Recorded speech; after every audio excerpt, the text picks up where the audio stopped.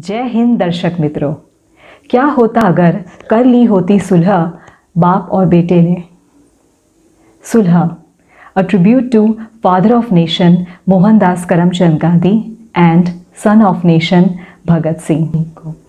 हम सब भारतीय जानते हैं कि इंडियन फ्रीडम स्ट्रगल में कितने ही भारतीयों ने शहीदी दी और कितने क्रांतिकारी कुर्बान हुए। कईयों ने अपनी सूझबूझ दिखाई तो कईयों ने अपना जोश दिखाया और हम हिंदुस्तानी हर एक की कंट्रीब्यूशन को नमन करते हैं। ऐसे ही कुछ 3 महान नेता थे, लाला लाजपत राय उर्फ लाला जी, भगत सिंह और मोहनदास करमचंद गांधी उर्फ गांधी जी उर्फ बापू जी। इनमें से सबसे पहले शहीद लाला लाजपत राय हुए। उसके कुछ अरसे बाद भगत सिंह को शहीदी मिली और उसके कुछ अरसे बाद मोहनदास करमचंद गांधी जी भी शहीद हो गए। तो आज हम सुनेंगे एक मन को छू जाने वाला राइटअप सुलह और दर्शन करेंगे इन 3 महान नेताओं के।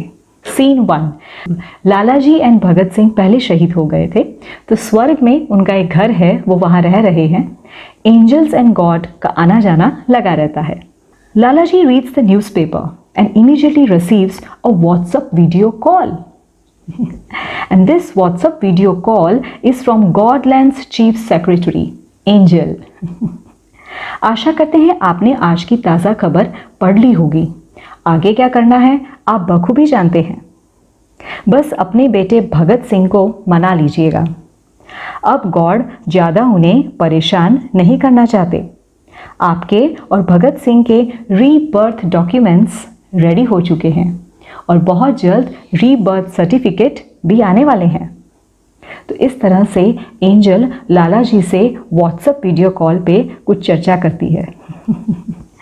लाला जी सेज, जी बिल्कुल, मैं अभी ही खबर पढ़ी और मैं इंतज़ार ही कर रहा हूँ कि गांधी जी आएँ और हम साथ में लंच टाइम पर अपनी पुरानी रह गई बातचीत और डिस्कशन को कंप्लीट करें। उसके अगले ही दिन हम आपके साथ चल पड़ेंगे। तो लाला जी का स्वर्ग में एक घर है जहां लाला जी एंड भगत सिंह रहते हैं और वो गांधी जी के शहीद होने पर उनके आने का इंतज़ार कर रहे हैं। उनके साथ एक लंच पे बातचीत का इंतज़ार कर रहे हैं। गांधी जी एंड भगत सिंह दोनों ने अपनी अपनी बातचीत डाइनिंग टेबल पर रखी।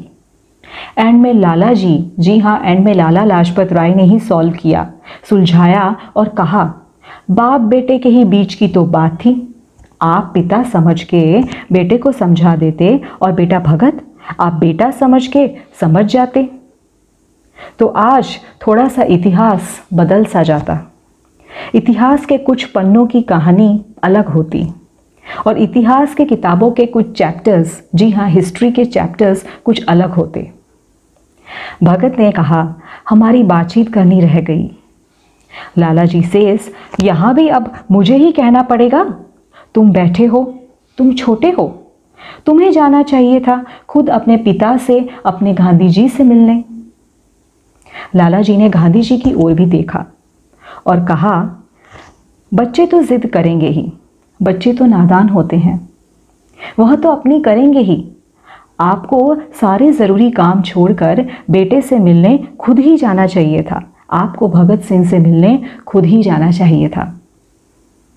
ये कुछ बातचीत सुन के गांधी जी के आंखों में आंसू आ गए। लाला जी, मुझसे ही गलती हो गई, मुझे अपने बेटे से मिलने जाना चाहिए था और फांसी की सज़ा को रोक लेना चाहिए था। मेरे इस सबसे काबिल होनहार बेटे को आज़ादी के पश्चात आज़ाद भारत को संभालने की जिम्मेदारी दे देनी चाहिए थी। मैं तो बूढ़ा हो चुका था। अब बेटा, आज़ाद भारत की बागडोर तुमने ही तो बाद में संभालनी थी। तुम क्यों इतनी जल्दी ऊपर आ गए? हम सब नेताओं में, जी हाँ हम सब नेताओं में एक नौजवान होनहार काबिल जवान नेता की कमी बहुत महसूस हुई। इस तरह से कुछ गांधी जी ने कहा और उन्होंने ये भी कहा कि कॉन्स्टिट्यूशन बनाते वक्त और सबको अपनी अपनी मिनिस्ट्री एलोकेट करते वक्त एक अच्छे नेता की कमी, एक जवान नेता की कमी बहुत महसूस हुई।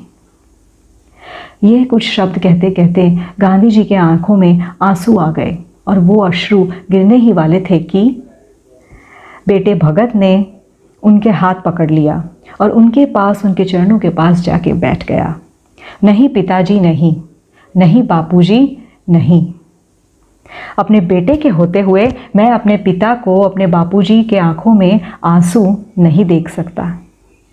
अगर आपकी आंखों में आंसू आ गए तो मेरी ये ज़िंदगी, मेरे संस्कार, मेरी आइडियोलॉजीज़ सब व्यर्थ, सब बेकार। तो इस तरह से कुछ बातचीत हुई गांधी जी और भगत सिंह की और लाला जी की। नंबर 3, लाला जी के घर की घंटी बजी। लाला जी ने भगत सिंह से कहा, चलो पुत्र जी रेडी हो जाओ, वो गॉडलैंड से फिर एंजल आया होना है। कह रहा था रीबर्थ डॉक्यूमेंट्स कब से रेडी हो गए हैं और आज तो वो रीबर्थ सर्टिफिकेट भी लाया होगा। वाहे गुरु को भी याद नहीं कर सकते, वो भी तो यहीं स्वर्ग में है। कोई बात नहीं, चिंता ना करो पुत्र जी, सब बढ़िया होना है, सब बढ़िया। गांधी जी ने खाना खत्म करके हाथ धोए and open the door and to the surprise of all of them this time along with angel God itself came from Godland. God hugged all three one by one and asked, दिल खोल के बातें कर ली सबों ने? कुछ रह तो नहीं गया? कोई गिले शिकवे तो नहीं रह गए? लाला जी laughed and said, जी गौरजी जी, सारी बातें हो गई, सबका प्यार भरा भरत मिलाप भी हो गया। गांधी जी, भगत सिंह, लाला जी all smiled, a smile of content. God said to Gandhi ji, आप कुछ समय यहाँ विश्राम कीजिए, अभी अभी तो आए हैं, वैसे भी बहुत लंबा समय धरती पर काट कर आए हैं।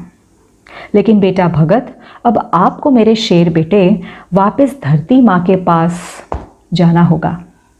लाला जी बीइंग हिज गार्डियन सेज, जी मुंडा बिल्कुल तैयार है, आप फिक्र मत करो, बस आप हुक्म करो बारात लेके कहाँ और कौन से देश में जाना है। गॉड सेज, जाना तो फिर से भारत ही है। Gandhi ji smiles with relief, चलो बेटा इस बार सारे काम कर लेना, बेटा भगत नव निर्माण कर लेना। Bhagat Singh smiles at Gandhi ji and blushes. Then God handovers the rebirth certificate to Bhagat with love. But Bhagat Singh is happy as well as surprised on seeing the name of place on rebirth certificate. ऐसा तो क्या था? Any guesses? It's Porbandar, Gujarat, India. God खड़े हुए सोफे से और जाते जाते उन तीनों को देखते देखते आंख मार के जाने लगे और कुछ यूं भी कह गए, गांधी जी आपका रीबर्थ सर्टिफिकेट भी बनता ही होगा। इसी बात पर साथ में खड़े एंजल और लाला जी खिलखिला के हंस पड़े और बोले, नारायण नारायण, गॉड तुसी ग्रेट हो। सो माय डियर दर्शक मित्रों, ये था मेरा राइटअप सुलह। Porbandar is in Gujarat in India. Porbandar एक शहर है गुजरात में। मोहनदास करमचंद गांधी का बर्थ प्लेस और होम टाउन है हमारे फादर ऑफ नेशन का। Thank you.